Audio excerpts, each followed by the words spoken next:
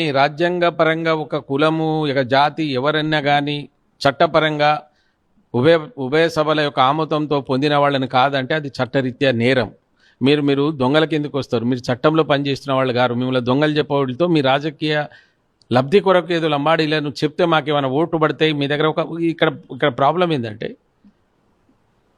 తెలంగాణ ఏర్పడ్డ తర్వాత ఉన్నటువంటి 10% గిరిజనులు రాష్ట్ర జనాభాలో 10% గిరిజనులు 7% లంబాడీలే కాదండి ఒకే భాష మాట్లాడారు. లంబాడీస్ ఇక్కడ బంజారాలు లేరు, సుగాలి లేరు. ఇక్కడ ఒకే ఒక కులం లంబాడీస్ అని పిలువబడుతున్నారు.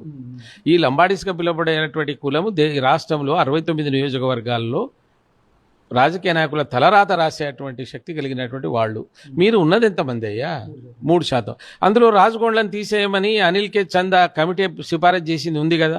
మేము అంటున్నాం అది స్వయం బాబురావు నువ్వు అదే కులం కదా. నేను మాట్లాడినా ఎప్పుడన్నా? ఎందుకయ్యా? ఇది మీది కాదు, ఇది వాళ్ళు కాదు. ఆ రోజున కేసీఆర్ ఆదిలాబాద్లో మారణహోమం జరిగినప్పుడు కూడా కేసీఆర్ నోరిప్పలే. ఇవే కదా మమ్మల్ని ఇలా బలి తీసుకున్నది కేసీఆర్.